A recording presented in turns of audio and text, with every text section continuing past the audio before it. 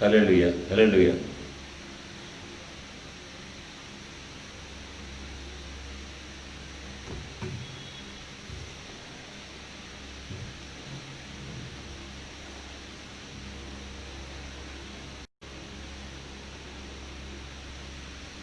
దేవుని పరిశుద్ధ నామమున స్తోత్రములు. ప్రభువైన యేసు క్రీస్తు పేరిట అందరికీ వందనాలు తెలియజేస్తున్నానండి. ఇండియా పెంతెకొస్తు దేవుని సంఘం మత్స్యకారక నగరు పక్షంగా సంఘానికి, సంఘటనలకు, స్త్రీ సమాజానికి వందనాలు తెలియజేస్తున్నాను. సండే స్కూల్ బిడ్డలకు నా యొక్క శుభం తెలియజేస్తున్నాను. కుటుంబాలను బట్టి నేను దేవునికి వందనాలు తెలుస్తున్నాను. బలహీనతలో ఉన్న వారిని దేవుడు బలపరచాలని, అనారోగ్యంతో వారి కొరకు ప్రార్థన చేస్తున్నాం. దేవుని కృప పొందుకోవడానికి సంఘము దేవుని దగ్గర జీవితాన్ని కోరుకుంటున్నాం. అలాగే సమీపస్తులకు, స్నేహితులకు, శ్రేయభిలాషులకు ఈ పరిస్థితులను అనేక విధాలుగా ప్రోత్సహిస్తున్నటువంటి బిడ్డలకు వందనాలు తెలియజేస్తున్నాను. అలాగే హైదరాబాద్లో ఉన్నటువంటి నా ప్రియ సహోదరుడు బండారు సైమన్కు గురుపేట దీవెనలు తెలియజేస్తున్నాను. అక్కడ నా తోబుట్టులు ఎందుకంటే వారికి మన కుమార్తె, అలాగే చిన్నికి పట్టానికి కూడా వాళ్ళ దీవెనలు తెలియజేస్తున్నాను. ఈ సాయంకాల వేళ ప్రార్థించి మనము ఈ యొక్క లైవ్ కార్యక్రమంలోకి ముందుకు సాగుదామండి. ప్రార్థన. సర్వశక్తియుల దేవా, స్తోత్రుడా, ఘనుడా, పరిశుద్ధుడా, నీ ఘనమైన పరిశుద్ధులను స్తోత్రమైన ఈ రాత్రి వేళ ఈ శనివారపు ప్రార్థనా సమయం మందు మీ సన్నిధిని కనిపెట్టేటకు, ఆత్మపూర్ణమైనటకు, సంఘ బిడ్డల యొక్క అక్కలను బట్టి తండ్రి, సమాజంలో నేడు కోవిడ్-19 వలన నెలకొనినటువంటి అననుకూలమైనటువంటి, దుర్భరమైనటువంటి, మరణకరమైనటువంటి పరిస్థితులను బట్టి మీ సన్నిధిని ప్రార్థన చేస్తున్నాం. దేవా, మేము మాత్రము కాదు నాయన, కుటుంబాలు మాత్రము కాదు, సంఘములని ప్రపంచవ్యాప్తంగా ఈ విపత్తు తొలగిపోవటకు మీరు కార్యం చేయవలనని మీ తట్టు చూచి ఎదురు చూస్తుండగా, వారు ఆయన తట్టు చూడగా వారికి వెలుగు కలిగెను, వారి ముఖములు ఎన్నడను లజ్జింపకపోవునని లేఖనాల్లో మీరు సెలవించిన మాట చొప్పున తండ్రి, సంఘాల పక్షంగా, కుటుంబాల పక్షంగా, పట్టణాల పక్షంగా, రాష్ట్రపక్షంగా, దేశపక్షంగా మీరు కార్యం జరిగించండి నాయన. బలహీనలు బలపరచండి తండ్రి, వ్యాధిగ్రస్తులను ముట్టి స్వస్థపరచండి ఆయన. అనారోగ్యంతో వారికి జ్ఞాపకం చేసుకుని ఆరోగ్యం దయచేయండి. హాస్పిటల్లో ఉన్నటువంటి వారిని, అలాగే ప్రస్తుతం అననుకూల పరిస్థితుల్లో ఉన్నటువంటి ఆయన ఈ విపరీత పరిణామాలలో హాస్పిటల్కి వెళ్ళలేక ఇంటి వద్దనే ఉన్నటువంటి జ్వరపీడితులను, ఆయన బీపీ, షుగర్, థైరాయిడ్ వల్ల బాధపడుతున్న వారిని కూడా జ్ఞాపకం చేసుకుని ఆయన మీరు వారిని ముట్టండి, స్వస్థపరచండి. మా సహోదరి నీ కుమార్తె తండ్రి గ్రేసమ్మ గారిని రక్షించి వారి పక్షంగా మీ కార్యం జరిగించండి ఆయన. మీ కుమార్తెకు మీ బలము తెలిపజేయండి. ఆత్మల బలము కలిగి నీకు సేవించుటకు నీ కృపాహస్తం చేత వారిని పట్టుకుని మరి వేడుకొంచున్నాం తండ్రి. ఇంకా వృద్ధులను జ్ఞాపకం చేసుకుని ఆయన, అనారోగ్యంతో వారికి జ్ఞాపకం చేసుకుంటండి, ప్రయాణంలో వారికి జ్ఞాపకం చేసుకుని ఆయన, దూర ప్రాంతంలో ఉన్నటువంటి ఇంటి కుమార్తెలను దర్శించి వారికి మీ కృపను గురించమని వేడుకొంచున్నాం తండ్రి. ఈ రాత్రి వేళ మీ పరిశుద్ధ పాస్థితిలో సంఘమంతా ఏకీవించి ఈ లైవ్ కార్యక్రమంలో ముందుకు సాగలేండగా నా దేవా మీరు జ్ఞాపకం చేసుకుని ఈ కార్యక్రమాన్ని మీరు నడిపించండి. నన్ను మమ్మను మరుగుపరిచి మీ నామునికే ఘనత, మహిమా, ప్రభావం పొందుకునగాయ తండ్రి. ప్రతి విషయమంతా కుటుంబాలకు మీరు సహాయకులుగా ఉండండి, సంఘానికి మీరు సహాయకులుగా ఉండండి తండ్రి. నీ వలన మేలు పొందుకున్నకు, నీ నామమును బట్టి అద్భుత కార్యములు చూసినకు సంఘానికి నాయన మీ కృపను గ్రహించిన ఆయన దేవా, నీ కృపకి ఏర్పాటు చెప్పున్నాను. ఈ రాత్రి వేళ మా స్తుతులపై మీరు ఆశీనులుగా ఉండి పాటలు పాడుతుండగా మీరు దేవతండి మహిమను పొందండి నాయన. వాక్యం ద్వారా మీరు మాట్లాడండి. ఈ కార్యక్రమాన్ని వీక్షిస్తూ సంఘాన్ని బట్టి, కుటుంబాన్ని బట్టి, తమ బిడ్డలను బట్టి, మమ్మల్ని బట్టి ప్రార్థన చేసినటువంటి బిడ్డలతో మీరు ఉండండి నాయన. సంఘాన్ని మీరు దర్శించండి, చెవికి ప్రార్థనలు ఆలకించిన ఆయన, చేయి చాచి నీ బలమైనటువంటి ఆశ్చర్యకారాన్ని జరిగించిన ఆయన, ఆత్మకుమని పరిగ్రహించండి, అనే భాషలతో మాట్లాడుతూ పరిగ్రహించిన ఆయన ప్రవచన వరము దేవ సంఘానికి దయచేద్దండి. రాబో కాలంలో సంభవించినటువంటి సంభవాలను వాటి యందు విశ్వాసమును కాపాడుకొని నా దేవ నీ మహిమను చూచుటకు సంఘానికి దేవ మీ ఆత్మబలం అనుగ్రహించి సమస్త విషయాల్లో మీరే ఘనత, మహిమ, ప్రభావం పొందుకొని దీవెన కలుగు చేయమని ఈ మనవుడు మా ప్రభువును మీ దిగువాడునైనా యేసుక్రీస్తు నామమున అడిగి వేడుకొనుచున్నాము తండ్రి. ఆమేన్. పాట పాడదాము.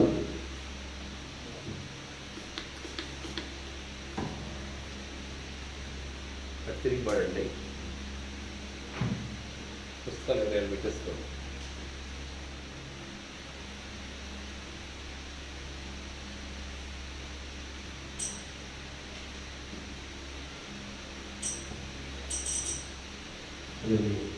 అజీవన ఉద్యోగితన పాట పుస్తకం నుండి 154 నంబర్ పాట పాడుతున్నాం.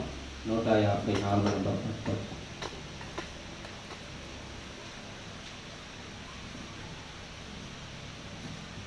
ప్రభు యేసు నా రక్షక, నొసగు కన్నులు నాకు నిరతముని నిన్ను చూడా. ప్రభు యేసు నా రక్షక, నొసగు కన్నులు నాకు నిరతముని నిన్ను చూడా.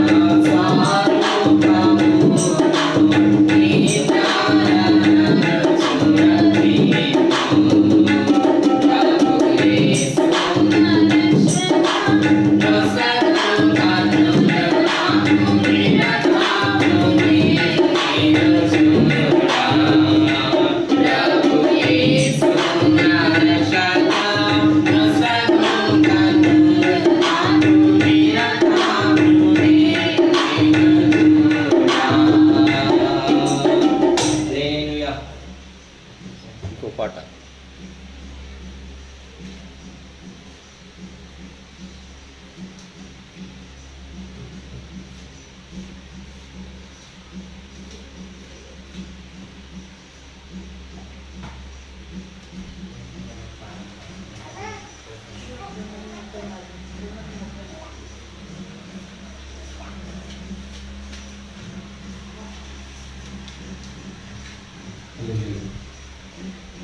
ఉచిత పాట పుస్తకం నుండి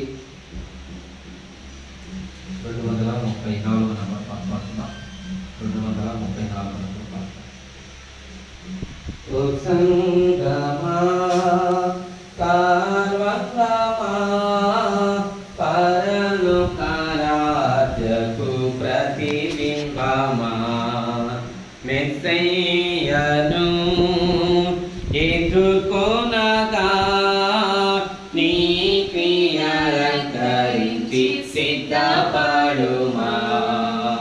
ఓ సంగమా వినుమా ప్రాణియో తిరు అపరంజితు స్వర్ణ విమాన వస్త్రధారణు ప్రాణియో తిరు అపరంజితు స్వర్ణ విమాన వస్త్రధారణు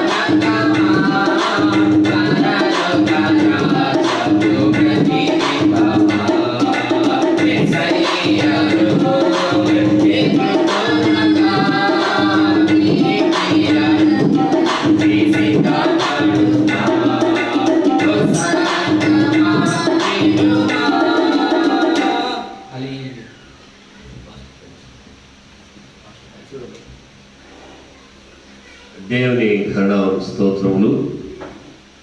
ప్రభువైన యేసుక్రీస్తుపేట సంఘానికి, సమీపస్తులకు, అలాగే ఇప్పుడు ఈ కార్యక్రమాన్ని వీక్షిస్తున్నటువంటి సంఘ బిడ్డలకే కానీ, సన్నిహితులకు, శ్రేయభిలాషులకే కానీ, ఈ కార్యక్రమం తరువాత కాలం వీక్షించినటువంటి వారికి కానీ ప్రభుపేట నేను నా యొక్క వందనాలు తెలియజేస్తున్నాను. ఈ రాత్రి వేళ మనందరం కూడా దేవుని యొక్క సన్నిధిని ప్రార్థనలో కూడి వచ్చి ఉన్నాం. మనము కూడిన వారిగా ఉన్నాము. అందును బట్టి నేను దేవునికి స్తోత్రం చెల్లిస్తాను. దేవుని సన్నిధిని ప్రార్థన కొరకై దేవునితో ఏకీపించిన వారిగా ఉన్నాము. అందును బట్టి నేను దేవునికి వందనాలు చెల్లిస్తున్నాను. అలాగనే దేవుని ఆత్మ కొరకై ఎదురు చూసేవారిగా కూడా ఉండాలని రూపేట నేను మీకు తెలియజేస్తున్నాను. ఈ రాత్రి వేళ ధ్యానం కొరకే పరిశుద్ధ గ్రంథం నుంచి అపోస్తల కార్యములో కొంత లేఖనాన్ని మనం ధ్యానం చేద్దాం. అపోస్తల కార్యములు 14వ అధ్యాయం నుంచి ఈ రాత్రి వేళ ధ్యానాంశాన్ని తీసుకోవాలని నేను ఉద్దేశించున్నాను. 14వ అధ్యాయంలో మొదటిగా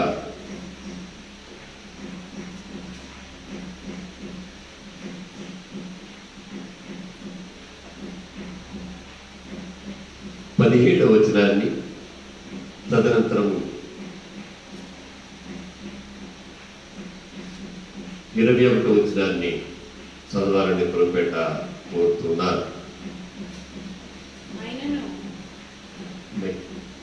ఆయనను ఆయన ఆకాశము నుండి మీకు వర్షమును ఫలవంతములైన ఋతువులను దయచేయచ్చు, ఆహారము అనుగ్రహించు, ఉల్లాసముతో మీ హృదయమును నింపుచు, మేలు చేయుట చేత తన్ను గూర్చిన సాక్ష్యం లేకుండా చేయలేదని బిగ్గరగా చెప్పిరి. తర్వాత 19 చదువుకుందామండి. అంత్యోక్య నుండి ఈకొనియ నుండి యూదులు వచ్చి జనసమూహములను తమ పక్షముగా చేసుకొని పౌలు మీద రాళ్ళు రువి అతడు చనిపోయాను అనుకుని పట్టణము వెలుపలికి అతనిని ఈడ్చి అయితే శిష్యులు అతని చుట్టూ నిలిచి ఉండగా అతడు లేచి పట్టణంలో ప్రవేశించి మరునాడు బర్నబాతో కూడా దెర్బేకు బయలుదేరిపోయెను. పట్టణంలో సువార్త ప్రకటించి అనేకులను శిష్యులుగా చేసిన తరువాత లుస్త్రకును ఈకొనియకును అంతియోకియకును తిరిగి వచ్చి శిష్యుల మనస్సులను దృఢపరిచి విశ్వాసమందు నిలకడగా ఉండవలెనని అనేక శ్రమలను అనుభవించి మనము దేవుని రాజ్యంలో ప్రవేశింపవలెనని వారిని హెచ్చరించిరి. ప్రార్థన చేసుకుందాం. సకల ఆశీర్వాదములకు కారణభూతులైన దేవా, స్తోత్రుడా, ఘనుడా, ఈ లేఖనం ద్వారా మీరు మాతో మాట్లాడిన తండ్రి, పౌలు బర్నబాలు తండ్రి తమ యొక్క మొదటి మిషనరీ యాత్రలో తండ్రి అనేకమైన హింసలను వారు భరించున్నారు నాయన. వారు వాక్యమును ప్రకటించి అద్భుత కార్యములు వారు చేసి ఉండగా తండ్రి వాక్యం వినేటువంటి వారు సూచన క్రియలను అద్భుతములు చూసినటువంటి వారు నా తండ్రి వాటిని దేవా చూచినట్టును బట్టి వాక్యమును వినినట్టును బట్టి వారు మారు మనసు పొంది మీ నామమును అంగీకరించి బాప్తిస్మం పొందినట్టుగా ఆ విషయమై వ్యతిరేక భావం కలిగినటువంటి యూదులు పట్టణస్థులు దేవా అపోస్తులకు విరోధంగా లేచి అపోస్తులైన పౌలును కొట్టి చనిపోవునంతగా అతన్ని బాధించి పట్టణం వెలుపలికి ఈడ్చివేసి ఉండగా శిష్యులు తండ్రి ఆయన ప్రభా తండ్రి తిరిగి తమ మధ్య నిలిచినట్లుగా ఆయన కొరకై ఆదరణకరంగా నిలిచినారు తండ్రి. తదనంతర కాలం ముందు పౌలు బర్నబాలు తిరిగి దెర్బేకు వచ్చి అక్కడ శిష్యులను బలపరిచి సంఘమును బలపరిచి మీరు చేయి మేడను బట్టి వారిని హెచ్చరించు వారిని బలపరచు శ్రమలలో దృఢముగా ఉండవలనని శ్రమలలో మీ నామము సహించవలనని దేవానికి హెచ్చరించినారు తండ్రి. ఈ దినాన మేము ఉన్నటువంటి అనుకూల పరిస్థితుల్లో మాకును అట్టి బోధను అట్టి హెచ్చరికను అట్టి ఆదరణకరమైనటువంటి కృపను అనుగ్రహించి మహిమ ఘనత ప్రభావం పొందుకొనమని యేసు నామమున మనవులను అడిగి వేడుకొంచున్నాము తండ్రి, ఆమేన్.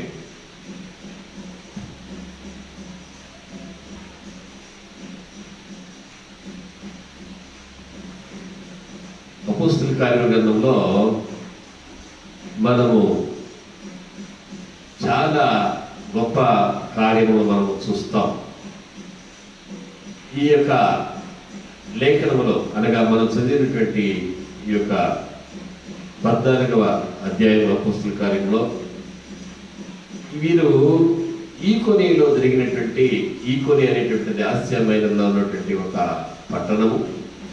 ఈ పట్టణంలో అనేక మంది మరి దేవుని వాక్యాన్ని విన్నప్పుడు వారందరూ కూడా ఆ దేవుని తట్టు తిరిగి దేవుని నమ్మిన దాన్ని బట్టి అన్ని జనులు అలాగే యూదులు కూడా పౌలును అలాగే బర్నబాను మరి ఎంతో రాళ్ళువి చంపవలని ప్రయత్నించారని 14వ అధ్యాయం 5వ వచనంలో మనము చూస్తాం. అలాగే లుస్త్రలో మరి బలహీనమైనటువంటి పాదములు కలిగినటువంటి వాడు ఉన్నట్లుగా 7వ వచనంలో 14వ అధ్యాయంలో మనం చూస్తూ ఉన్నాం. వీరిని స్వస్థపరిచిన దాన్ని బట్టి ఈ పౌలు అలాగే బర్నబా ఇరువురు కూడా దేవదూతలు దైవ సమానులు నిలిచినటువంటి వారిని ఆరాధించి వారికి బలి అర్పించాలని అక్కడ ఉన్నటువంటి మనుషులు లుస్త్రలో ప్రయత్నించినట్టుగా మనము చూస్తూ ఉన్నాం. ఈ లుస్త్ర పట్టణాన్ని వీరు ఈకొనిలో వాక్యము బలవంతంగా ప్రకటించి వీరు ఈ లుస్త్ర అనేటటువంటి పట్టణానికి వచ్చిన తర్వాత అక్కడ కూడా కొంత వ్యతిరేకత వచ్చింది. ఈ అపోస్తులు చేసినటువంటి ఏ అననుకూలమైన లేక సంఘ విరోధమైనటువంటి కార్యమును బట్టి ఈ యొక్క శిష్యులకు లేక అపోస్తులకు శ్రమ కలిగి ఉండలేదు. కానీ బలహీన పాదములు కలిగినటువంటి ఒకరిని వారు స్వస్థపరిచిన దాన్ని బట్టి వారికి వ్యతిరేకత కలిగి ఉన్నది. ఈ దినాన మనకి ఒక ప్రశ్న మన యొక్క జీవితాలలో మనం ఎదుర్కొంటూ ఉన్నాం. అదేమనగా శ్రమను గురించి మనం ఎంతో ఆ యొక్క సందేహాన్ని మనము కలిగి ఉన్నాం. ఎంతకాలం ఈ శ్రమ, ఎప్పటి వరకు ఈ యొక్క ఇబ్బంది? ఇది శ్రమ కాదు కానీ ఇబ్బంది. ఇప్పుడు మనం అనుభవిస్తున్నటువంటి కోవిడ్-19 పరిస్థితి, అలాగే అవస్థ, యాతన పెట్టబడ్డ, అలాగే ఇబ్బందులకు లోనవడం అనేది ఆర్థిక పరంగా, ఆహార పరంగా, ఉద్యోగ పరంగా, అలాగే స్వేచ్ఛను కోల్పోవుట, అలాగే దిక్కుతోతుల స్థితిలో ఉండట, ఇలాగ మనము చాలా ఆలోచనలో మనం ఉన్నాం. దీనిని శ్రమని చెప్పడం కంటే కూడా మరణకరమైనటువంటి యాతన ఈ దినాన ప్రపంచమంతా కూడా అనుభవిస్తుంది. ఎప్పుడైతే శ్రమ కలిగిందో అప్పుడు మనకి ఆలోచన వస్తుంది, ఎందుకని దేవుడు ఇలాగా శ్రమని ఆయన ఎలో చేశాడు? Why did God allow persecution అని చెప్పేసి మనము ప్రశ్నించుకుంటాం.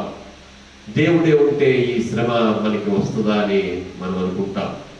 నేను ఇప్పుడు చదివినటువంటి లేఖన భాగంలో లుస్త్రలో అక్కడ ఉన్నటువంటి పట్టణస్థులకు మొదటిగా దేవుడు అనుగ్రహించేటటువంటి కృపను గూర్చి, దేవుడు అనుగ్రహించేటటువంటి భూమి ఫలించగలిగినట్లుగా వచ్చేటటువంటి వర్షమును గూర్చి, ఆకాశం తెరిచి దేవుడు ఇచ్చేటటువంటి దీవెను గూర్చి 14:17 అలాగే దేవుడు మేలుతోనూ అలాగే ఉల్లాసముతోనూ మన హృదయాలను నింపి మనకు తనని కూర్చున్నటువంటి సాక్ష్యముని ఇస్తాడని చాలా బిగ్గరగా ఈ పౌలు బర్నబా చెప్తూ ఉన్నారు. చెప్పిన వారు ఒక్కరు కాదు కానీ ఇద్దరు కూడా ఏకీభవిస్తున్నారు. అప్పటికే వారు ఈకోనియలో శ్రమ అనుభవించారు, అలాగనే వారు అంత్యోక్యలో శ్రమ అనుభవించారు. కానీ స్వార్థ ప్రకటించడం వారు మానలేదు. దేవునికి స్తోత్రాలు చెల్లిద్దామండి. మన శ్రమ ఆరోగ్య సంబంధమైనటువంటిది, ఆర్థికపరమైనటువంటిది. కానీ మత్తయి సువార్త 13:21 శ్రమల గురించి ప్రభువైన యేసుక్రీస్తు మాట్లాడుతూ, ఎవరిలోనైతే వాక్యము లోతుగా లేదో, ఎవరిలోనైతే వారు దేవుని వేరుపారి లేరు, ఎవరైతే మంచి నేలను పడినటువంటి విత్తనం వలె ప్రభు కొరకు ఫలింపరో, చదువుదాం లేఖన భాగాన్ని, వారు నిలిచి ఉన్నని వారిగా ప్రభువు చెప్పడానికి గురించి మనం అక్కడ చూడవచ్చును.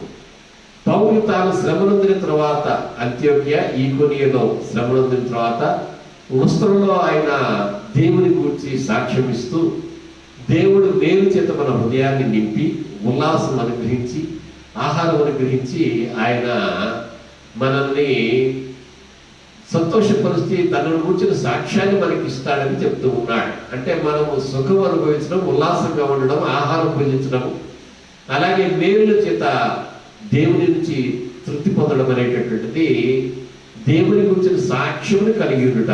నమ్మి దేవునికి స్తోత్రం చేద్దామండి. మళ్ళా ఈ యొక్క లుస్త్రలో కూడా పౌలుకి బర్నబాకి శ్రమ కలిగింది. పౌలైతే మరణమయ్యేంతగా రాళ్లతో కొట్టబడ్డాడు, ఏడవబడ్డాడు. ఆ తర్వాత కూడా ఆయన దెర్బేకు వచ్చి అక్కడ కూడా ఏమంటున్నాడంటే, విశ్వాసమందు శిష్యులను దృఢపరిచి దేవునికి స్తోత్రాన్ని చెల్లిద్దామండి. సంఘానికి, సేవకులకు, క్రైస్తవులకు ఎన్ని బాధ్యతలు ఉన్నాయో చూడండి శ్రమలలో. పౌలు ఇక్కడికి వచ్చి తన గాయాలను చూపడం లేదు, తన గాయాలకు ఉపచారం చేయమని అక్కడ ఉన్నటువంటి వారిని ఆయన అడగడం లేదు, వైద్యులను గురించి ఆయన వెతుకులాడటం లేదు. దేవునికి స్తోత్రాన్ని చెల్లిద్దామండి. ప్రభువును చూపిస్తున్నాడు. శ్రమకు ముందు ప్రభువును చూపెట్టాడు. 17వ 14వ అపోస్తల కార్యంలో మరలా మరణకరమైనంతగా, మరణానికి లోనయ్యేంతగా రాళ్లు రువి కొట్టబడి ఏడవబడిన తర్వాత కూడా విశ్వాస విషయమై ఆయన ఆ దెబ్బేలో ఉన్నటువంటి శిష్యులను బలపరుస్తూ ఒక మాట చెప్తున్నాడు, మనం అనేక శ్రమలను అనుభవించి ఇక్కడ అపోస్తలుడు క్రైస్తవులందరూ కూడా మన కొరకు శ్రమపడి సిలువ వేయబడి తిరిగి లేచినటువంటి ప్రభువైన యేసుక్రీస్తు వలెను సువార్త లోకమందంతటా ప్రకటించుటకు ప్రభుపక్షంగా నిలిచినటువంటి అపోస్తలులతోనూ మనము అనగా మనము పాలివారమై ఉన్నాం. ఎందులో మనము పాలివారమై ఉన్నాం అనేది మనం చూస్తే ఒకసారి జ్ఞాపకం చేసుకుందాం. ఏ శ్రమ మనకు కలుగుతుంది? మత్తయి సువార్త 13వ అధ్యాయంలో మనం చూస్తే 21వ వచనంలో ప్రభువైన యేసుక్రీస్తు దేని విషయమే మనకు శ్రమ కలిగినప్పుడు మనము వేరు లేని వారమైతే చెదిరిపోతాము ఆయన చెప్పి ఉన్నాడు. చదువుదాం ఆ మాట. రాతి నేలను విత్తబడిన వాడు వాక్యము విని వెంటనే సంతోషంతో దానిని అంగీకరించువాడు అయితే అతనిలో వేరు లేనందున అతడు కొంతకాలం నిల్చును గాని వాక్యము నిమిత్తము శ్రమైనను హింసైనను కలుగగానే అభ్యంతర పడును. మనం కూడా జ్ఞాపకం చేసుకుంటే మనకి కలిగినటువంటి శ్రమ విషయంలో, విశ్వాస విషయంలో మనము అభ్యంతర పడుతున్నామా? సంఘం విషయంలో అభ్యంతర పడుతున్నామా? అలాగే ప్రభు నామాన్ని బట్టి అభ్యంతర పడుతున్నామా? మీరు చూడండి, వాక్యం విషయంలో ప్రాణం పెట్టడానికి మనమైతే ఆర్థిక విషయాల్లో శ్రమ పడుతున్నాం, ఇబ్బంది పడుతున్నాం. అలాగే ఆ యొక్క వైరస్ను బట్టి మన ప్రాణాలకు అపాయం ఉందని మనం భయపడుతూ చాలా జాగ్రత్తలో మనల్ని మనం దాచుకుంటూ ఉన్నాం. ఇక్కడ చూడండి, పౌలు మరి ఆయనకు ఆ యొక్క ఆసియా మైనర్లో ఉన్నటువంటి అంత్యోకస్ అనే పట్టణంలో శ్రమ కలిగినప్పుడు ఆయన అక్కడ నుంచి పారిపోలేదు. కానీ తన మొదటి స్వార్థ ప్రయాణంలో ఆయన ముందుకు సాగుతూ ఈకోనియకు వచ్చాడు. ఈకోనియలో కూడా ఆయనకు శ్రమ కలిగింది. తర్వాత లుస్త్రకు వచ్చాడు. లుస్త్రలో కూడా ఆయనకు మరణకరమైనటువంటి శ్రమ కలిగింది.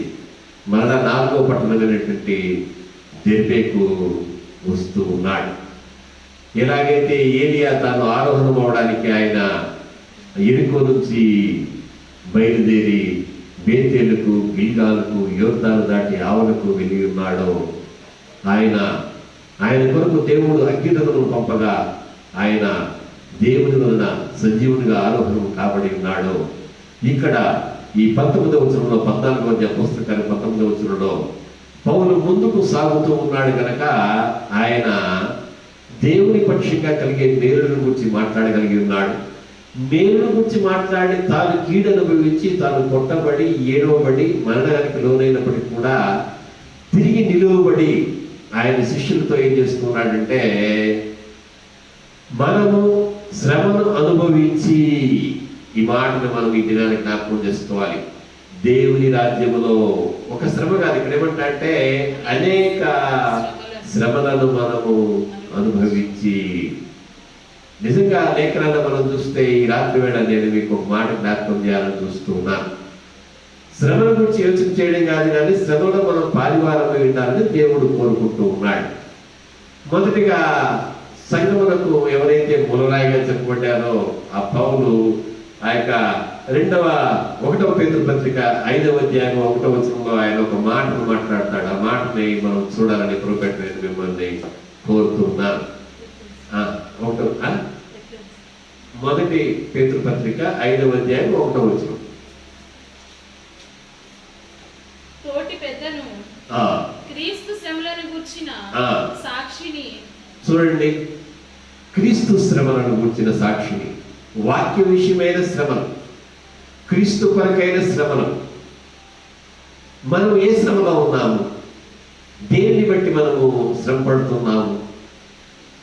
మన శ్రమలో మనం ఆయనకు సాక్ష్యముగా ఉన్నామా? దేవుడు ఏం చేస్తున్నాడంటే మేలు దగ్గర ఇచ్చి తనను గురించిన సాక్ష్యం మనకి ఇస్తూ ఉన్నాడని పౌలు అపోస్తల కార్యం 14వ అధ్యాయం 17వ వచనంలో చెప్తూ ఉన్నాడు. అలాగే ఈ లోకములో సంఘము, సేవకులు దేవునికి సాక్షులుగా ఉండాలంటే శ్రమను అనుభవించిన వారిగా మనం ఉండాలి. ఎవరిని ప్రభువైన యేసుక్రీస్తును చూచినా, పితరులను చూచినా, ప్రవక్తలను చూచినా, అపోస్తలులను చూచినా, మిషనరీ ఉద్యమంలో ఉన్నటువంటి మిషనరీలను చూచినా సువార్థికులను, సంఘ కాపరులను, విశ్వాసులను ఎవరిని చూసినా కానీ శ్రమలలో వర్ధిల్లేటటువంటి వారిగా క్రైస్తవ సంఘము, సంఘ నాయకులు ఉన్నారని దేవుని సేవకులుగా నేను మీకు మనవి చేస్తున్నాను. నమ్మి దేవునికి స్తోత్రం చెల్లిద్దాం. నమ్మి దేవునికి స్తోత్రం చేద్దామండి. శ్రమనందిన వారిగా ప్రభువైన యేసుక్రీస్తుని యెషయా గ్రంథంలో దేవుడు మనకి చూపాడు. ఆయన దేవుని సేవకుడు, దేవుని కుమారుడు. శ్రమలను సహించిన వారమై జయించే వారిగా, శ్రమలలో ఆయన నామమును కాదనకుండా, ఆయన నామమును గురించి శ్రమను సహించడం మాత్రమే కాకుండా ఆయన నామమును గురించి సాక్షులుగా ఉండుట. పేతురు ఏమంటున్నా అంటే, నేను క్రీస్తు యొక్క శ్రమలలో సాక్షిగా ఉన్నా. దేవునికి స్తోత్రాన్ని చెల్లిద్దామండి. పేతురు ఆయన రూపాంతర పర్వతంపై ప్రభువుతో ఉన్నటువంటి వాడు.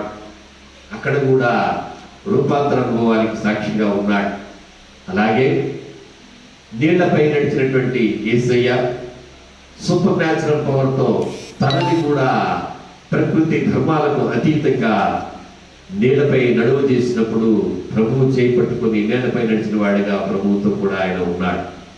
అలాగే గెత్సెమనే వనములో ప్రభువైన యేసుక్రీస్తు మన కొరకై ప్రార్థన చేయొచ్చు ఎంతో వేదనతో ఆతురపడి శ్రమనందిన వారిగా ఆయన రక్తము చెమట బిందువుల వలె నేలపై కాల్చు ఉండగా దేవునికి ఆయన మొరపెట్టడాన్ని చూచిన వాడిగా ఆయన ఉన్నాడు. ఈ దినాన పేతురే స్వయంగా తాను క్రీస్తు శ్రమను గురించి సాక్షిగా ఉన్నానని చెప్తూ ఉన్నాడు. మనమున్న పరిస్థితుల్లో క్రైస్తవ సంఘము, సంఘ నాయకులు, సేవకులు, పిన్నలేవి పెద్దలేవి అందరూ కూడా ఆయనకు సాక్షులుగా మనం ఉండాలని ప్రభుపేట నేను మీకు మనవి చేస్తున్నాను. దేవునికి స్తోత్రాలు చెల్లిద్దామండి. లోకం చాలా విచిత్రమైనటువంటిది. దేవుడి వల్ల కాకపోతే శాస్త్ర సాంకేతిక అభివృద్ధి వలన కోవిడ్-19కి మెడిసిన్ వస్తుంది అని చెప్పుకున్నారు. ఇంకా మనం చూసినట్లయితే అమెరికాతో టైఅప్ అయినటువంటి కొన్ని కంపెనీస్ బాంబే నుంచి, అలాగే హెట్రో వారు హైదరాబాద్ నుంచి 2 ఔషధాలను, ఇంకా కొన్ని ఔషధాలు కూడా 8-9 అమెరికా తదితర ప్రాంతాల్లో ప్రయోగింపబడుతున్నాయి. ఈ ఔషధం చేతికి వచ్చినప్పుడు వాళ్ళు ఏం చేస్తున్నారంటే ప్రజలందరూ కూడా దీనిలోని నమ్మకత్వం ఎంత, how far we can believe అని చెప్పేసి సంశయిస్తూ ఉన్నారు. అంటే ఆత్మ సంబంధంగా మనిషికి సంశయమే, అలాగే సైన్స్ని బట్టి కూడా మనిషికి సంశయమే. చివరికి కోవిడ్-19 దినాల్లో ఒకరినొకరు నమ్మలేకపోతున్నారు. కానీ మనం ఎట్టి శ్రమకులోనైనా కానీ ప్రభు హస్తాల్లో ఉండడాన్ని మనము జ్ఞాపకం చేసుకోవాలని ప్రభుపేట నేను మీకు మనవి చేస్తున్నాను. చూచి నమ్మేటటువంటి వారిగా మనం ఉండాలి, విని అంగీకరించే వారిగా మనం ఉండాలని ప్రభుపేట తెలియజేస్తున్నాను. ప్రభువును ప్రభువా నీవెవడవని 9వ అధ్యాయం అపోస్తల కార్యములో అపోస్తలుడైనటువంటి పౌలు తాను సౌలుగా ఉండినప్పుడు అడిగి ఉన్నాడు. నీవు హింసించుతున్నటువంటి యేసును నేను అని ప్రభువు చెప్పినప్పుడు ఆయన అంగీకరించిన వాడిగా ఉన్నాడు. ఈ దినాన తనకు మరణకరమైనటువంటి శ్రమ కలిగి ఆయన కొట్టబడి రాళ్లతో బయటకు పట్టణం వెలుపలకు ఏడవబడి ఉండగా, అంటే అతను పట్టణంలో లేడు, ఆ పట్టణానికి ఆయనకు సంబంధం లేదన్నట్టుగా బయటికి ఈడ్చివేయబడ్డాడు. కానీ దేవుడు ఏడవబడిన వారిని, పట్టబడిన వారిని, కొట్టబడిన వారిని, విడువబడినటువంటి వారిని ఆయన విడిచిపెట్టాడు. నమ్మి దేవునికి స్తోత్రం చేద్దామండి.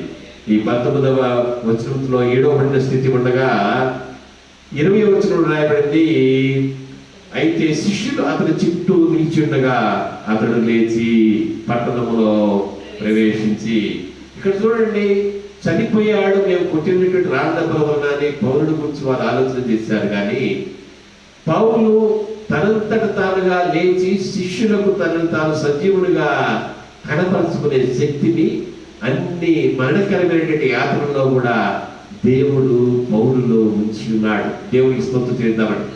మనలో ఉన్నటువంటి వాక్యము అది జీవవాక్యం.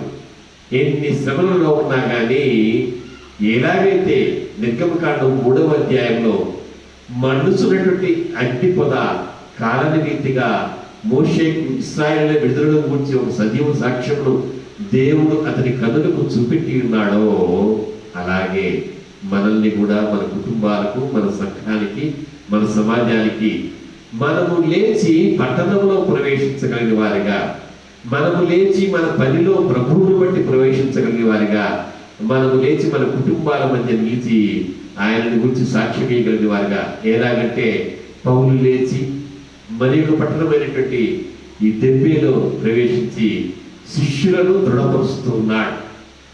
మరణానికి లోనైనటువంటి బలహీనుడని వారు ఇచ్చి ఉండగా పౌలు ఏమవుతున్నాడంటే వారిని విశ్వాసమును బలపరుస్తూ, మనము అనేక శ్రమలు పౌలుకే కాదు, అపోస్తలుడికే కాదు, మనకి కూడా వస్తాయని, వాటిని క్రీస్తు కొరకు సాక్ష్యముగా మనం పంచుకోవాలని పేతురును బట్టి మనం చూస్తూ ఉన్నాం. అలాగే పౌలు కొలస్సీ పత్రిక 1వ అధ్యాయం 24వ వచనంలో ఒక సాక్ష్యం ఇస్తాడు. దానిని మనం చూద్దాం.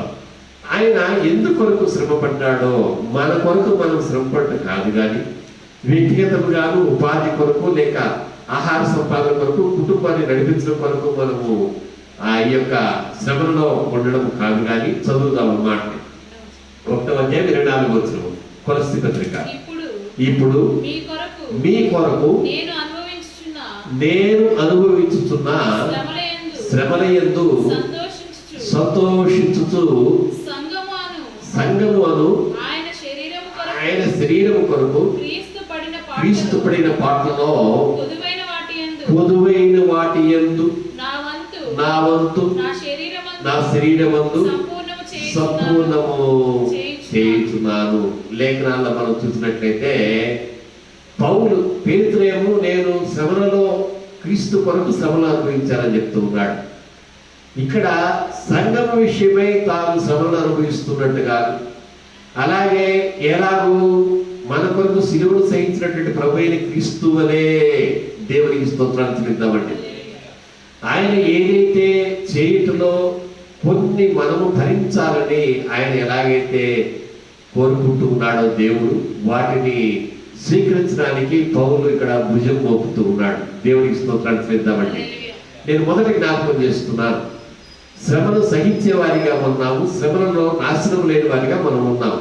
ఎలాగైతే ఐగుప్తు దేశంలో 430 ఏళ్ళు వారు శ్రమను అనుభవించినప్పటికి కూడా, బాధింపబడినప్పటికి కూడా, అవమానించబడినప్పటికి కూడా ఇశ్రాయేలు జనాంగము దేవుని ప్రజలైన ఇశ్రాయేలు ఎలాగైతే లైవ్ కాలేదో, శ్రమలో మనం లైవ్ కాక నిలిచి ఉంటాం నిజమే, కానీ పర్పస్ లేక దీనిని ఉద్దేశాన్ని మనము నేర్చుకోవలసిన వారమై ఉన్నాం.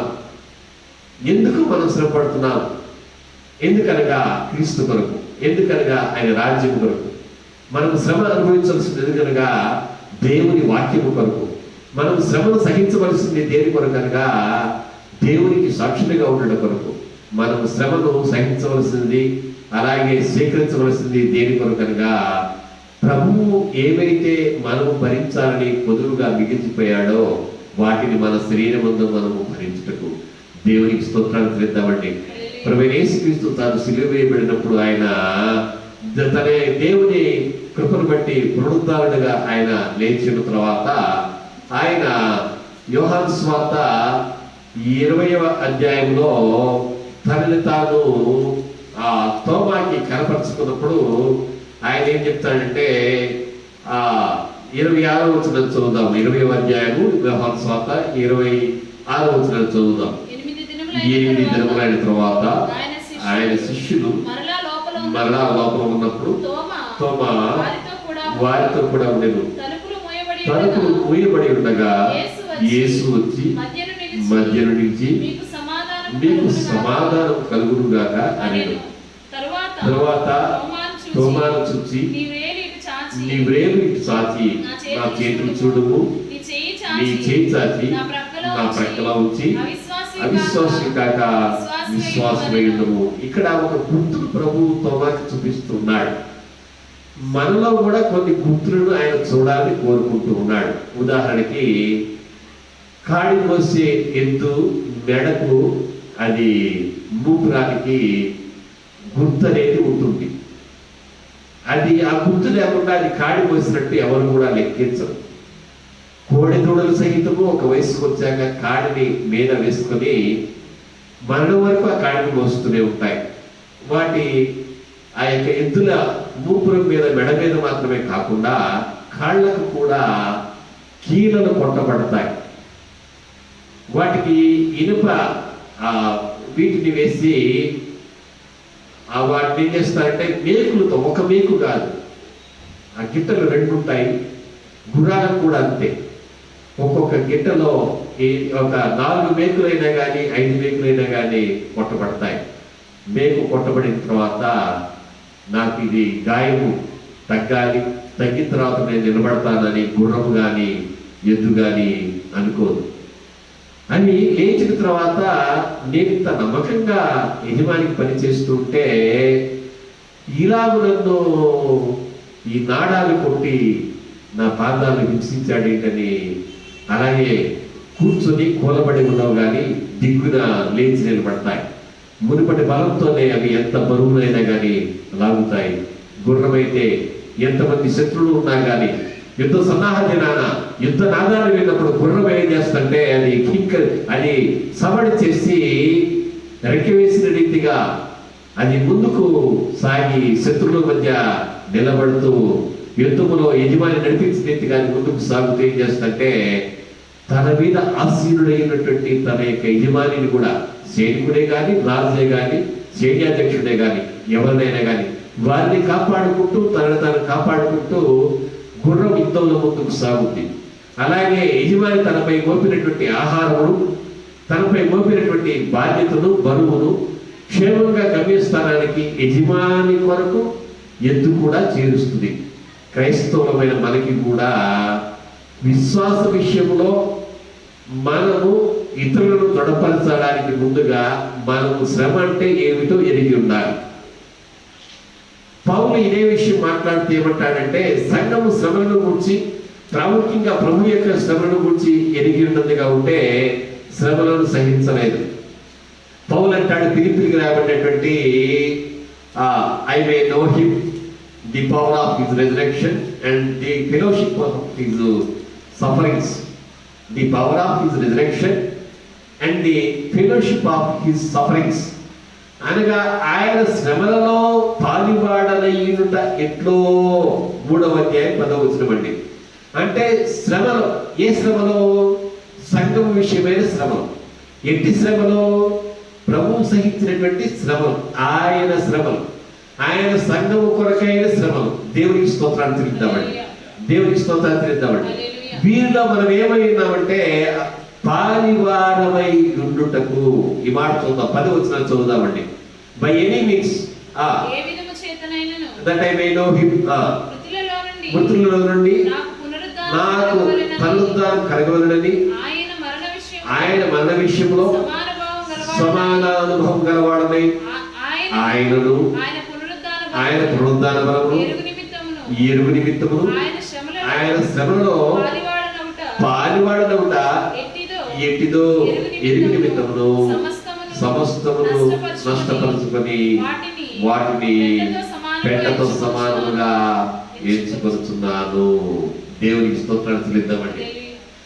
మనం ఇప్పుడు పెంటతో సమానంగా దేన్ని ఎంచుకోకర్లేదు, కానీ అవిశ్వాసాన్ని, అవిధేయతలు పెంటతో సమానంగా ఎంచుకుందాం. ఇప్పుడు లోకంలో ఉన్న ప్రయాసంతా కూడా ఈ దేశం నుంచి ఆ దేశానికి, ఆ దేశం నుంచి ఆ దేశానికి మనం వెళ్ళామంటే కారణం ఏంటంటే అది ఏదైనా సంపాదించుకోవడానికే. మనం మన పిల్లలు చదివిస్తున్నామంటే కారణం ఏంటంటే పేరు కొరకు. ఈ గ్లోబలైజేషన్ వల్లే ఒక రకంగా ఈ కరోనా కోవిడ్-19 చాలా త్వరగా వ్యాప్తి చెందింది. చాలా విచారకరం. దేన్ని సంపాదించుకుంటున్నాం మనము? దేన్ని సంపాదించుకుంటున్నాము? దేని కొరకు? పౌలు ఆయన దేవుని ఆత్మను సంపాదించుకొని క్రీస్తును సంపాదించుకున్నటువంటి వాడై క్రీస్తు వైపు ఆయన చూసినప్పుడు, క్రీస్తు యొక్క గాయములు ఆయన చూసినప్పుడు ఇన్ని గాయాలు ప్రభువు పొందాడు కదా. కొలస్సీ పత్రిక 1వ అధ్యాయం 24వ వచనం చెప్పడం ప్రకారం నేను కూడా గాయములు పొందాలి కదా. దేవునికి స్తోత్రాన్ని చెల్లిద్దామండి. హల్లెలూయా. దేవునికి స్తోత్రాన్ని చెల్లిద్దామండి. హల్లెలూయా. నిజంగా తోమ ప్రభువైన యేసుక్రీస్తు యొక్క గాయములను చూచాడు. ఆయన ఆహ్వానాన్ని అందుకున్నాడు. నీవు వచ్చి నీ వ్రేలును నా యొక్క గాయములో ఉంచమని చెప్పినప్పుడు ఆ మాట విన్నాడు.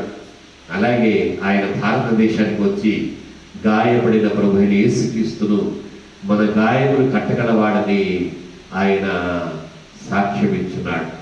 శ్రమలలో క్రైస్తవుడు ప్రభువుని గురించి సాక్ష్యం ఇవ్వాలి. శ్రమను దిగినటువంటి క్రైస్తవుడు సాటి విశ్వాసులను దేవుని రాజ్యము కొరకు ఆయత్తపడుతున్నటువంటి దేవుని ప్రజలను దృఢపరచగలిగిన వాడై ఉండాలని పురుపేట నేను మీకు జ్ఞాపకం చేస్తున్నాను. దేవునికి స్తోత్రాలు చెల్లిద్దామండి. దేవునికి స్తోత్రాలు చెల్లిద్దామండి.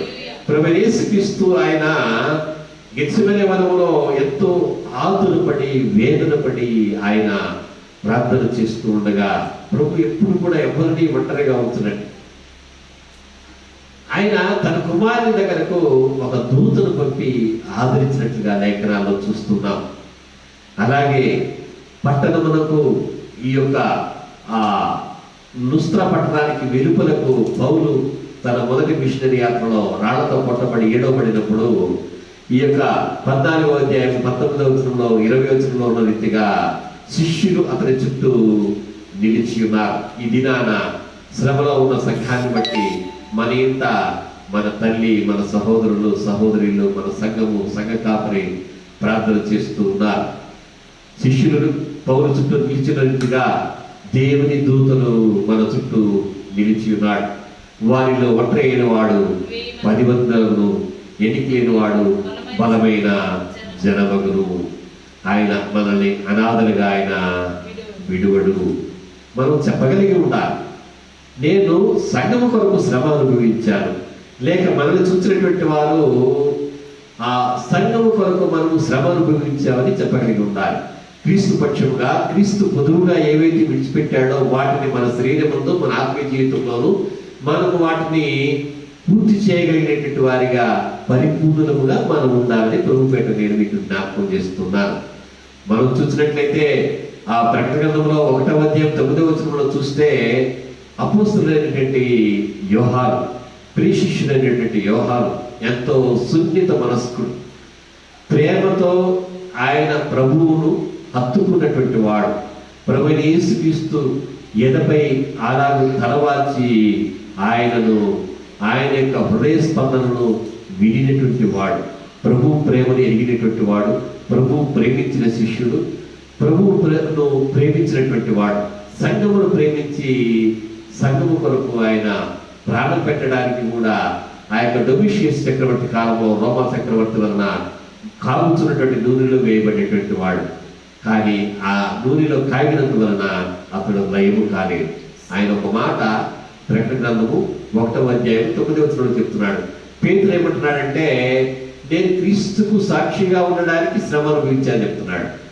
అలాగే ప్రభువును ఎరుగు నిమిత్తము ఆయన శ్రమలలో సహ అనుభవము, that I may know the fellowship of his sufferings, ఆయన శ్రమలలో పాలివాడనుట. ఫెలోషిప్ అనేటటువంటి word it has much deeper sense and meaning. That I may know him the fellowship of his sufferings అని పౌలు 3వ అధ్యాయము ఫిలిప్పీ పత్రిక 10వ వచనంలో చెప్తూ ఉన్నాడు. అలాగే కొలస్సీ 1:24లో నేను మీ కొరకు శ్రమ అనుభవించానని ఆయన సాక్ష్యం ఇస్తూ ఉన్నాడు. దేవునికి స్తోత్రం చెల్లిద్దామండి. ఇక్కడ మనం చూసినట్లయితే యోహాను చెప్తున్నటువంటి మాట మనం ఆలకిద్దాము. చూడండి, మీ సహోదరుడును యేసును బట్టి కలుగు శ్రమలలోను రాజ్యములోను. ఇక్కడ చూడండి, విశ్వాసులు లేక శిష్యులు దెబ్బలో ఉన్న వారితో మాట్లాడుతూ వారి విషయంలో కూడా 22వ వచనంలో అనేక శ్రమలను మనం అనుభవించి దేవుని రాజ్యంలో ప్రవేశించాలని, అంటే ఇక్కడ కూడా యోహాను అపోస్తల కార్యంలో క్షమించండి, ప్రకటన గ్రంథం 1వ అధ్యాయం 9వ వచనంలో చెప్తున్నాడు, శ్రమలలోను రాజ్యములోను పాలివాడునైనటువంటి మీ సహోదరుడు యోహాను నేను. దేవునికి స్తోత్రం చేద్దామండి. మనకు ఉన్నటువంటి శ్రమలో ముందు ప్రభువును, అలాగే మధ్యలో శ్రమలుంటే తదనంతరము మనం పొందబోయేటటువంటి రాజ్యమును ఇవి మనకు తెలియజేసేవిగా ఉండాలి. శ్రమ పడినప్పుడు దేవుని రాజ్యము కొరకు, దేవుని సంఘము కొరకు, దేవుని కొరకు నేను ఈ శ్రమను అనుభవిస్తున్నానని మనం చెప్పగలిగి ఉండాలి. కానీ ఎందుకని దేవుడు దీనిని తీసివేయలేదు? దేవుడి దగ్గర శక్తి లేదా? ఆయన మనల్ని ప్రేమించలేదా? దేవుడి కష్టాన్ని ఎరిగి ఉండలేదా అని మనం అన్ని ప్రశ్నించే వారిగా ఉండకూడదు. లోకం ప్రశ్నిస్తుంది, అలాగే ఎథిస్టులు అనగా నాస్తికులు వారు ప్రశ్నిస్తున్నారు. దేవుని ఎరిగిన వారు, దేవుని పరిశుద్ధ గ్రంథాన్ని ఎరిగినటువంటి వారు కూడా ప్రశ్నిస్తున్నారు. మనం కూడా ప్రశ్నిస్తే ఇక మనకి వారికి ఉన్నటువంటి తేడా ఏముంది చెప్పండి? చాలా మనం ఆలోచన చేయాల్సినటువంటి విషయం. కేవలం శ్రమలు తప్పిస్తాడని ప్రభువుని మనం నమ్మినట్లయితే మనం దేవుణ్ణి మహిమపరిచిన వారు కాము, నమ్మకమైన సాక్షులము కాము. పౌలు ఈ 14వ అధ్యాయం అపోస్తల కార్యములో ఆ యొక్క 17వ వచనంలో ఏమన్నాడంటే, ఆకాశం నుండి మీకు వర్షాన్ని దేవుడు ఇస్తాడు, పర్వతమైన తురుడు మీకు ఇస్తాడు, అలాగే ఆహారం ఇస్తాడు, ఉల్లాసాన్ని ఇస్తాడు, అలాగే మేలు చేయడంతో మీకు సాక్షిగా ఆయన ఉంటాడని చెప్పాడు. మళ్ళా దేవుని గురించి మాట్లాడి ఆయన శ్రమ అనుభవించాడు. మళ్ళా ఆయన మరణకరమైన యాతన ఆ పట్టణంలో వస్త్రంలో పొందినప్పుడు కూడా తిరిగి దెబ్బకి ఏం చేస్తున్నాడంటే దేవుడి ఇచ్చేటటువంటి మేలును గురించి విశ్వాసంలో దృఢపరుస్తూ ఉన్నాడంటే, మనము మేలు అనుభవించినప్పుడు యోబు వలె ఎలాగైతే దేవుని వలన మేలు పొంది ఆయన కనపరుస్తామో, కీడు అనుభవించిన కూడా దేవుడు మనకు దేవుని స్తోత్రం. మనుష్య న్యాయం ఏంటంటే కుటుంబానికి పోషకకర్త లేక కుటుంబానికి యజమాని వాడు, కుటుంబాన్ని పోషించేటటువంటి తండ్రి కానీ తల్లి కానీ కుటుంబంలో ఎవరైనా కానీ కష్టానికి లోనైతే అయ్యో నా తండ్రికి ఇంత కష్టం వచ్చిందని సమీపిస్తారు. విశ్వాస జీవితంలో సంఘపక్షంగా నీకు శ్రమలు కలిగినప్పుడు ఈ శ్రమలలో ఇక్కడ ఏం చేస్తున్నాం? కుటుంబంలో తండ్రిని సమీపిస్తున్నాం, బిడ్డలను సమీపిస్తున్నాం, తల్లిని సమీపిస్తున్నాం. చివరికి బంధువుల్లో ఎవరికైనా ఏదైనా కష్టం వచ్చినా కానీ వారికి దగ్గరికి మనం వెళ్తున్నాం. కష్టకాలంలో బంధువులు రాకపోతే వారి మీద మనం వేస్తే అప్పాదు. ఏ ఖండంలోనైనా ఏ దేశంలోనైనా కానీ ఒకటే. మరి సంఘము శ్రమలో ఉండగా, సంఘం అంటే ఎవరు? రక్షింపడినటువంటి పరిశుద్ధపరచబడినటువంటి విశ్వాస సమూహమే. వీరి ఆర్థిక ఇబ్బందులలో, బాధలలో, మరణకరమైనటువంటి యాత్రలలో, ఈ కోవిడ్-19 వంటి ముందెన్నడూ ఎరిగినటువంటి విపత్కరమైన పరిస్థితుల్లో మనం ఉండగా మనం కూడా ఏం చేయాలంటే చాలా ఓర్పు కలిగి ఒకరినొకరము దృఢపరచుకుంటూ మనం ఈ వాక్యాన్ని జ్ఞాపకం ఉంచుకోవాలండి. 14వ అధ్యాయం అపోస్తల కార్యంలో వారు ఏం చేశారంటే వీరు ముస్త్ర నుండి దెబ్బే నుండి వీరు ఏం చేశారంటే అంత్యోక్యకు వారు తిరిగి వచ్చి ఈ 22వ వచనంలో పౌలు ఏమంటున్నా అంటే, దెబ్బేలో మాకు అలాగైంది, ముస్త్రలో మాకు ఇలాగైంది, ఈకోనీలో ఇలాగైంది, వాడు మంచివాడు కాదు ఆయన చెప్పడంలా. ఆయన అంత్యోక్య వారికి ఇస్తున్నట్టు సాక్ష్యం ఏంటంటే సంఘాల పక్షంగా ఆయన దెబ్బేలో సువార్త ప్రకటించాడు. అక్కడ కూడా గాయాలు చూపలేదు. తిరిగి వచ్చాక ఆయన ఏమంటున్నాడంటే, మనమీలాగు శ్రమలను అనుభవించి దేవుని రాజ్యంలో ప్రవేశించాలని వారిని ఆయన హెచ్చరిస్తూ ఉన్నాడు. అంత మాత్రం కాక రెండవ కార్యం ఏం చేస్తున్నాడంటే వాక్యముల గురించి మాట్లాడటే కాదు. ఆయన 23వ వచనంలో ఒకసారి చదువుదామండి. మరియు ప్రతి సంఘములో వారికి పెద్దలను ఏర్పరిచి ఉపవాసం నుండి ప్రార్థన చేసి వారు నమ్మిన ప్రభువునకు వారిని అప్పగించిరి. దేవునికి స్తోత్రం చెల్లిద్దామండి. దేవునికి స్తోత్రం చెల్లిద్దామండి. చూడండి, ఆయన ఏం చేస్తున్నారంటే ప్రార్థన చేసి ఉపవాసం ఉండి, నిజంగా సంఘంలో ఉపవాస ప్రార్థన అనేటువంటిది ఒక తల్లిగారు నాకు ఫోన్ చేసి చెప్పింది మన సంఘం నుండి, అయ్యా సంఘం యొక్క ద్వారాలు తిరుగుబడాలని, ఆరాధన జరగాలని. ఆమె వృద్ధాప్యంలో ఉంది. నేను ఒక పూట సంఘము తీయబడే వరకు ఉపవాసం ఉంటాను ఆయన అని ఆమె నాకు చెప్పడం జరిగింది. నిజంగా ఎంత సిద్ధపాటు, ఎంత సమర్పణ. ఒక వృద్ధురాలు, బలహీనురాలు, ఆమె అలా ఉపవాసంలో ఉండగానే తన కుటుంబంలో ఒక అద్భుతాన్ని ఆమె చూచింది. అది ఒక సాక్షిగా ఉంది. ప్రార్థన చేస్తున్నాను, నీతిగా ఉన్నాను, దేవుని ఆత్మను పొందుకున్నాను, దేవుని వలన సూచనలు చూశాను, దేవుని కొరకు నేను ఎన్నో చేశాను, మరి ఈ స్థితిలో నాకెందుకని ఇలా సంభవించింది, దేవుడు అన్యాయస్తుడు అనేటటువంటి ఒక శోధనను, శ్రమలలో మనం శోధింపబడ్డం మరింత అది అపవాదికి చోటు ఇవ్వడం అనేటువంటిది, ఆ సందేహం వలన అవిశ్వాసం వలన అపవాదికి చోటిస్తాం. ప్రభువుకు దేవుని ఆత్మకు మనం చోటిస్తే వీళ్ళు శ్రమనొందినప్పుడు ఏం చేస్తున్నారంటే దేవుని ఆత్మ వలన నడిపించబడి పట్టణం వెంబడి పట్టణానికి వెళ్తూ అక్కడ శిష్యులకు దేవుని కృపావాక్యాన్ని వారిని అప్పగించి ప్రార్థనతో వారితో గడిపి ఉపవాసం ఉండి వారిని ఏం చేస్తున్నారంటే దేవునిలో ప్రోత్సాహపరుస్తున్నారు. కానీ అక్కడ అన్ని బాధలు పొందాము, అక్కడికి వెళ్లకుండా ఉంటే బాగుండేది అని వారు ఒక్క మాట కూడా మాట్లాడినట్టుగా మనము చూడడం లేదు. అమ్మా స్తోత్రం చేద్దాం. హల్లెలూయా.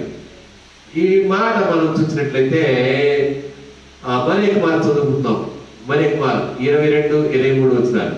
శిష్యుల మనసులను దృఢపరిచి విశ్వాసమందు నిలకడగా ఉండవలెననియు అనేక శ్రమలను అనుభవించి మనము దేవుని రాజ్యంలో ప్రవేశింపవలెనని వారిని హెచ్చరించిరి. మరియు ప్రతి సంఘములో వారికి పెద్దలను ఏర్పరిచి ఉపవాసం ఉండి ప్రార్థన చేసి వారు నమ్మిన ప్రభువునకు వారిని అప్పగించిరి. దేవుని స్తోత్రం చేద్దామండి. హల్లెలూయా. దేవుని స్తోత్రం చేద్దామండి. హల్లెలూయా. ప్రభువు మన కొరకు శ్రమపడి సిలువ వేయబడ్డాడని మనం ఎరిగి ఉన్నాం. మేము సిలువ వేయబడ్డ క్రీస్తును ప్రకటిస్తున్నాం చెప్పినటువంటి అపోస్తులు శిష్యులు కూడా శ్రమనొంది ఉన్నారు. అలాగే ప్రభు యొక్క క్రీస్తుని గురించి శ్రమలో నేను పాల్వాడిగా ఉన్నానని పేతురు ఆయన 1 పేతురు పత్రిక 5వ అధ్యాయము ప్రారంభ వచనంలో చెప్పడానికి మనం చూసాం. సంఘము కొరకై నేను మీ కొరకై శ్రమ పడ్డానని కొలస్సీ పత్రిక 1వ అధ్యాయం 24వ వచనంలో ప్రభు శిష్యుడైనటువంటి అపోస్తులైనటువంటి పౌలు చెప్పడానికి మనం చూస్తున్నాం. సంఘం విషయం కూడా మనం చూసి మనము ఈ వాక్యాన్ని ముగించుకుందామండి.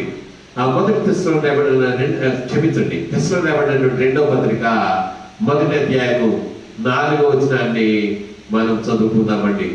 అందువలన మీ హింసలన్నిటిలోనూ మీరు సహిస్తున్న శ్రమలోను మీ ఓర్పును విశ్వాసమును చూసి మేము దేవుని సంఘములో మీ యందు అతిశయపడుతున్నాము. ఇక్కడ ఇంకా అంటాడు ఆయన, దేని కొరకు మీరు శ్రమ పడుతున్నారో ఆ దేవుని రాజ్యములకు మీరు యోగ్యులని ఎంచబడ నిమిత్తము మీరు ఓడ్చుకుంటా దేవుని న్యాయమైన తీర్పునకు స్పష్టమైనటువంటి క్లియర్ ఇండికేషన్ అని చెప్పేసి చెప్తూ ఉన్నాడు. తీర్పునకు స్పష్టమైనటువంటి సూచన ఉన్నది. ఇక్కడ విశ్వాసులు శ్రమపడుట, ప్రభువు శ్రమపడ్డాడు. అలాగే శిష్యులు అపోస్తులు శ్రమపడ్డారు. దేని కొరకు? దేవుని రాజ్యం కొరకు, దేవుని స్వార్థ కొరకు. అలాగే మనము కూడా దేవుని వాక్యం కొరకు శ్రమపడాలని మత్తయి సువార్త 13వ అధ్యాయము 22వ వచనంలో 24వ వచనంలో 21వ వచనంలో ప్రభువు యేసుక్రీస్తు చెప్పడాన్ని మనం చూస్తూ ఉన్నాం. ఇక్కడ తెస్సలోనికీ సంఘము చాలా ప్రేమ కలిగిన సంఘము, దేవుని కొరకు ఘనంగా ఇచ్చినటువంటి సంఘము, పౌలుకు అతిశయాస్పదంగా ఉన్నటువంటి సంఘము. వారు ఎంతో దేవుని వాక్యాన్ని, దేవుని సంఘాన్ని ప్రేమించి మాదిరి అయినటువంటి ఆ సంఘము కూడా అంత దేవుని కొరకు చేసినప్పుడు కూడా వారు ఏం చేస్తున్నారంటే హింసలను వారు అందువలన మీ హింసలన్నిటిలోనూ వారు ఏం చేస్తారంటే ఓర్పును విశ్వాసాలు చూపెట్టారు. అలాగే వారు ఏం చేస్తున్నారంటే శ్రమలలోనూ విశ్వాసం కొరకు వారు ఏం చేస్తున్నారంటే శ్రమను సహించి ఆ శ్రమలలో కూడా ఏమవుతున్నారంటే అపోస్తులు దేవుని అతిశయపడగలిగినట్లుగా శ్రమలలో దేవుని వాక్యములో వారు స్థిరులుగా ఉన్నారు. దేవుని ప్రేమయందు తెస్సలోనిక సంఘము స్థిరులుగా ఉన్నారు. దేవుని కొరకు ఇచ్చుటలో స్థిరులుగా ఉన్నారు. అపోస్తులను సంఘ సేవకులను ఆదరించడంలో వారు స్థిరులుగా ఉన్నారు. హింసలలో కూడా దృఢముగా ఉండి దేవుని పక్షంగా హింసలను వారు సహించారు. విశ్వాస విషయంలో వారు ఏమయ్యారంటే శ్రమను సహించిన వారిగా ఉన్నారు. వారిలో ఓర్పు ఏమైందంటే దేవుని సంఘములలో పౌలుకు అతిశయ కారణంగా, అంటే ఆయన వీరిని గూర్చి అన్ని సంఘాలలో కూడా చెప్తూ ఉన్నాడు. పరలోకమందు యోబును గురించి దేవుడు ఆ దినాన దేవదూతలందరి ఎదుట మాట్లాడిన రీతిగా శ్రమలో ఉన్నటువంటి మనల్ని గురించి దేవుడు మాట్లాడుతున్నాడు. దేవునికి స్తోత్రాలు చెల్లిద్దామండి.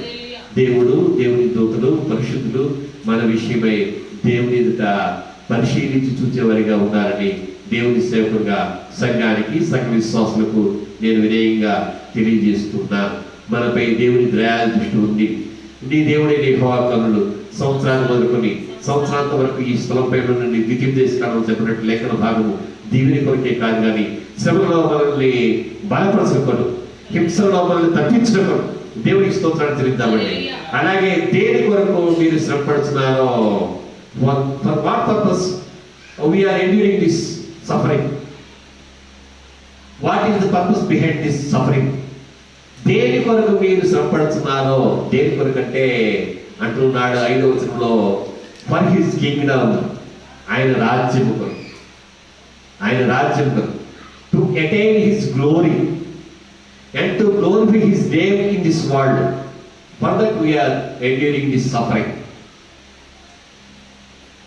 దేని కొరకు? ప్రభు కొరకు అంటున్నాడు కదా పౌలు. క్షమించండి, పేతురు 5వ అధ్యాయము తన పత్రిక మొదటి పత్రిక ఆ యొక్క 1వ వచనంలో అంటున్నాడు, ఆయన క్రీస్తు కోసం అంటున్నాడు. సంఘం కోసమని కొలస్సీ పత్రిక 1వ అధ్యాయం 24వ వచనంలో పౌలు చెప్తున్నాడు. మరి విశ్వాసి దేని వరకు శ్రమపడాలంటే ఇక్కడ ఏమంటున్నా అంటే, దేవుని రాజ్యమునకు మీరు యోగ్యులని ఎంచబడు నిమిత్తము మీరిట్లు ఓర్చుకుంటా దేవుని న్యాయమైన తీర్పునకు స్పష్టమైన సూచన ఉన్నది. ప్రకటన గ్రంథము 1వ అధ్యాయం 9వ వచనంలోను, అలాగే ఈ యొక్క అపోస్తల కార్యములు 14వ అధ్యాయము 22వ వచనంలోను, అలాగే ఇక్కడ చూస్తే ఈ యొక్క 2వ దశలోని పత్రిక 1వ అధ్యాయం 5వ వచనంలో కూడా శ్రమ వెంబడి దేవుని రాజ్యమునకు మనం యోగ్యులమనే మాట చెప్పబడుతూ ఉంది. అంటే శ్రమకు ఫలితంగా దేవుని రాజ్యమునకు మనం వారసులుగా విశ్వాసులు ఎంచబడతారు. దేవునికి స్తోత్రాలు చేద్దామండి. దేవునికి స్తోత్రాలు చేద్దామండి. కాబట్టి శ్రమల విషయమై ఎవ్వరు కూడా భయపడవలసినటువంటి పని లేదు. పరిశుద్ధ గ్రంథంలో లేఖన భాగం ఏమనగా, మన కొరకు ఆయన ఏమంటే సహించిన వారిని ఆయన ధన్యులని సాక్ష్యం ఇస్తున్నాడు. దేవునికి స్తోత్రాలు చెల్లిద్దామండి. మనము ధన్యులము, మనము ధన్యులము. ఎలాగైతే సీమోను బర్యోనా నీవు ధన్యుడవు, పరలోకమందున్నటువంటి నా తండ్రియే దీనిని నీకు బయలుపరచని గాని మరుడు కాదని ఎలాగైతే ప్రభువైన యేసుక్రీస్తు చెప్పినాడో, శ్రమను సహించుటకు తనకు పరిశుద్ధాత్మ శక్తిని మనకు అనుగ్రహించి దేవుడు ఉన్నాడు కనుక మనం కూడా సహించిన వారమై దేవుని వలన ధన్యులమని ఎంచబడి ఆయన రాజ్యవారసులుగా నిలిచి ఉందాము. అట్టి కృప, అట్టి ఘనత, అట్టి బలము, అట్టి దృఢత్వము దేవుడు మనకందరికీ అనుగ్రహించి ఆశీర్వదించి వర్ధిల్లు చేయనుగాక. పాట పాడే దేవుడు నామని కనపరుద్దామండి.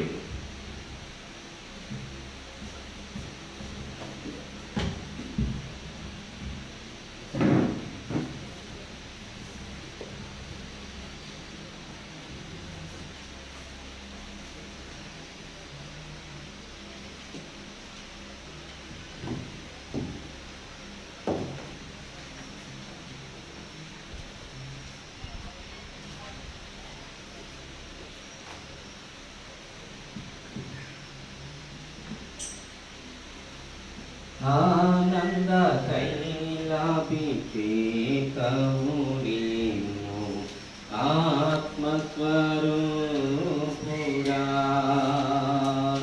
నాకు ఆనంద తైలాభిషేకము నీవు ఆత్మస్వరూపుడా,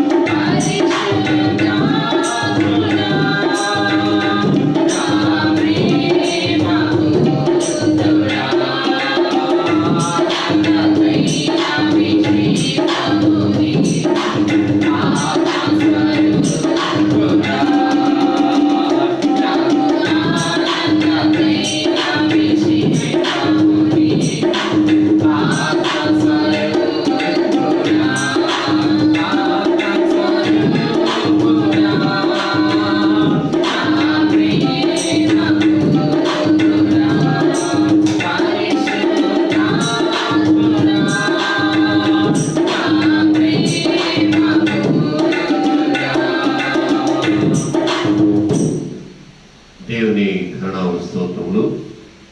అందరూ ఏకమించి దేవుని నామమునకు స్తోత్రం చేద్దాము. హల్లెలూయా, హల్లెలూయా. దేవుని కృపకి ఏర్పాటును బట్టి సాయంకాలం వేళ మనందరం కూడా సజీవ లెక్కలో ఉండి దేవుని వాక్యాన్ని ధ్యానించగలిగి ఉన్నాము, స్తుతులు అర్పించగలిగి ఉన్నాము. ఈ ఉదయకాలం మొదలుకొని ఇప్పటి వరకు కూడా మన కుటుంబాల్లో ప్రార్థనలో మనం గడపగలిగి ఉన్నాం. మనం ఇప్పుడు వినే లేఖన భాగంలో అపోస్తలుల కార్యములు 14వ అధ్యాయం 22వ వచనంలో ఆ శ్రమలందిన తర్వాత సంఘమును దృఢపరిచి వారిని ఉపవాసం ఉండి ప్రార్థన చేసి వారిని బలపరిచి దేవుని రాజ్యం కొరకు ఆయనపడవలసిందిగా పౌలు చెప్పిన రీతిగా మనం ఎదుర్కొంటున్నటువంటి శ్రమలో దేవుని రాజ్యం గురించి మనము ప్రార్థనాపూర్వకంగా ముందుకు సాగుదాము. అట్టి కృప, అట్టి ఆత్మబలము, ఆత్మ కుమ్మరింపు దేవుడు మీకు, మీ కుటుంబాలకు, మీ బిడ్డలకు అనుగ్రహించి తన సాక్షిగా నిలుపుకున్నగాక ప్రార్థన చేసుకున్నాం. దయచేసి గమనించండి, సంఘానికి ఒక మనవి. రేపు ఉదయకాలము 10:45 సంఘానికి అందరూ కూడా రండి ఆరాధన కొరకు. గత వారం, అంతకుముందు వారం ఉదయకాలము 9 గంటలకు, తదనంతరము 11 గంటలకు ఆరాధన పెట్టబడింది. కానీ రేపు ఒకటే ఆరాధన జరుగుతుంది, అది కూడా ఉదయం 10:45 గంటలకు. పురుషులు గ్రౌండ్ ఫ్లోర్లో కూర్చోవాలి ఆరాధన కొరకు, అలాగే స్త్రీలు మధ్యంతస్తులో కూర్చోవాలి. తదనుగుణంగా సహకరించాలని పురపేట నేను మీకు మనవి చేస్తున్నాను. దేవుని కృప మీకు తోడై ఉండును గాక. ప్రార్థన చేద్దాం. సకల ఆశీర్వాదాలకు కారణభూతమైన దేవా, స్తోత్రాత్ముడా, ఘనుడా, పరిశుద్ధుడా, మీ ఘనమైన పరిశుద్ధ నామమునకు స్తోత్రములైన ఈ రాత్రి వేళ ఈలాగు తండ్రి ఈ ప్రార్థనలో మేము ముందుకు సాగుతూ మీరు మా కృప అనుగ్రహించున్నారు. పౌలు తండ్రి మరణకరమైనటువంటి ఆయన స్థితిలో రాళ్లతో కొట్టబడి పట్టణం వెలుపలకు ఏడవబడి ఉండగా మీరు ఆయన లేపి నాయన దెర్బే పట్టణంలోను అంత్యొకై వరకు తిరిగి యూకనీలో కూడా ఆయన తండ్రి మీరు ఎలాగైతే మీకు సాక్షిగా నిలిపించినారు. ప్రతి సంఘములో తండ్రి ప్రార్థనతో ఉపవాసంతో ముందుకు సాగుటకు ఎలాగైతే పౌలు తను అనేకులు ప్రోత్సాహపడుతున్నాడు, ప్రతి సంఘాన్ని మీరు బలపరచడం ప్రభా, మీ ఆత్మతో బలపరచిన మీ కృపచేత ఆవరించుడు తండ్రి. బలహీనలు బలపరచిన ఆయన, జ్వరముతో ఉన్న వారిని మీరు ముట్టడం ప్రభా. నా తండ్రి బలహీనులను, వ్యాధిగ్రస్తులను, ఎట్టి వ్యాధులు ఉన్నప్పటికీ కూడా నాయన మీరు మీ కృపకి ఏర్పరచుకున్న మీ రక్తం ప్రోక్షించి ముట్టి స్వస్థపరిచి లేవనెత్తండి ఆయన, మీ కృప ఆయన. అలాగే కోవిడ్-19 విపత్తులో ఎవరు కూడా ఇబ్బంది పడకున్నట్టుగా నాయన బిడ్డల చుట్టూ మీ యొక్క కంచెని మీరు ఉంచండి తండ్రి. మీ దయచుట్టు నాయన మీ అరచేతులు దాచి ఉంచి మేలు కలుగు చేసి మహిమ, ఘనత, ప్రభావం మీరే పొందుకురమని ఈ మనవుడు మా ప్రభువును మీ ప్రియకుమారుడైన యేసుక్రీస్తు నామమున అడిగి వేడుకొనుచున్నాము తండ్రి, ఆమేన్. మన తండ్రి అయిన దేవుని ప్రేమ, కుమారుడైన యేసుక్రీస్తు కృప, పరిశుద్ధాత్మని అన్యోన్య సహవాసం, సన్నిధి, కాపుదల, నడిపింపు కూడిన మనకును, మన ఇంటి వారికి, మన నిలవడకును, మన వలనే ఆయన పరిశుద్ధ పాసని చేరి ప్రార్థన చేసిన సకల పరిశుద్ధులకును సదాకాలము తోడేయండి, కాల్చి కాపాడి వర్ధిల్ల చేయును గాక. ఆమేన్. అందరికీ వందనాలండి. దేవుని కృప మీకు తోడై ఉండును గాక. ఆమేన్.